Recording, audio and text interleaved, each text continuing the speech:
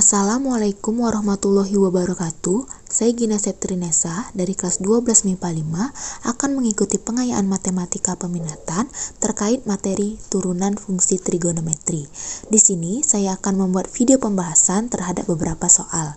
Berikut adalah video pembahasannya. Yang pertama adalah diketahui fx sama dengan sin x ditambah cos x. Nilai dari turunan kedua untuk x sama dengan pi per 2 adalah, penyelesaiannya adalah sebagai berikut.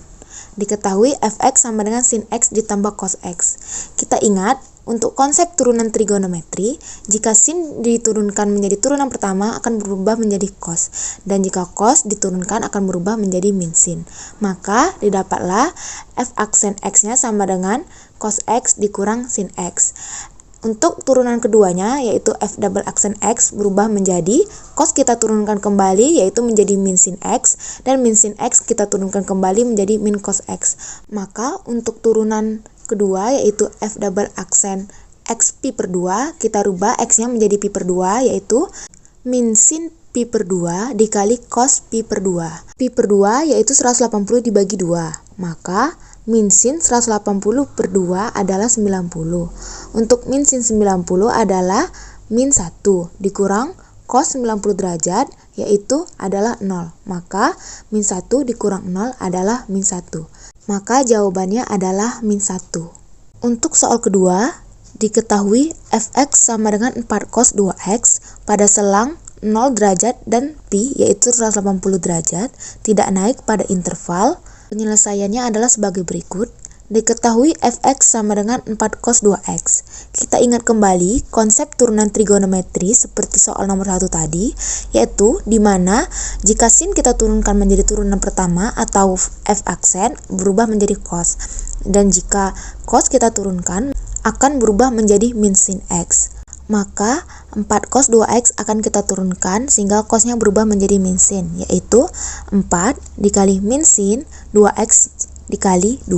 4 kita kalikan dengan 2 sehingga berubah menjadi 8 min sin 2x. Minnya kita pindahkan menjadi ke depan sehingga berubah menjadi f aksen sama dengan min 8 sin 2x. Untuk tidak naik pada interval memiliki syarat yaitu f aksen x kurang dari sama dengan 0. Sehingga f aksen x sama dengan min 8 sin 2x kurang dari sama dengan 0. Tanda kurang dari kita rubah menjadi sama dengan, sehingga min 8 sin 2x sama dengan 0. Sin 2x sama dengan 0 kita bagi dengan min 8 sehingga sin 2x sama dengan 0.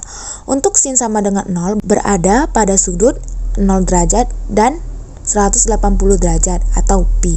Setelah itu kita akan mencari batas-batas intervalnya yaitu dengan menggunakan selanjutnya kita akan mencari batas-batas intervalnya yaitu 2x sama dengan sudutnya adalah 0 derajat ditambah k dikali 2pi. Untuk 0 dan 2pi sama-sama kita bagi dengan 2 sehingga berubah menjadi x sama dengan 0 ditambah k dikali pi.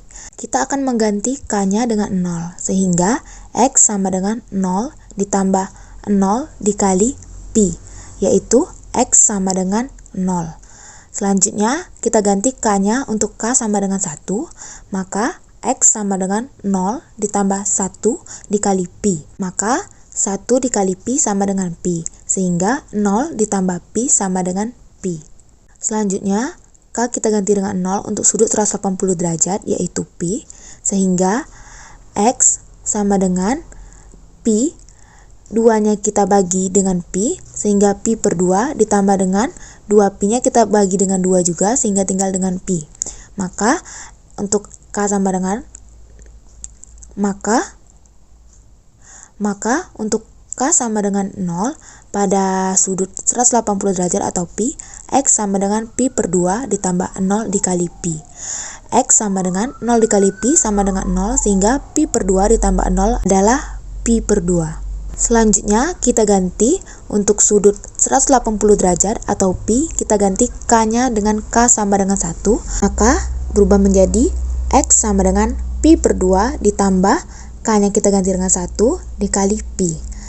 1 dikali pi sama dengan pi, maka pi per 2 ditambah pi sama dengan 3 pi per 2. Sedangkan untuk 3π/2 telah melewati batas intervalnya, di mana batasnya hanya sampai 180 derajat atau pi. Sehingga batas-batas yang diperoleh adalah 0, π/2, dan pi. Kita ingat kembali syarat fungsi naik, turun, tidak naik, dan tidak turun pada trigonometri. Syarat fungsi naik yaitu apabila f aksen x besar dari 0.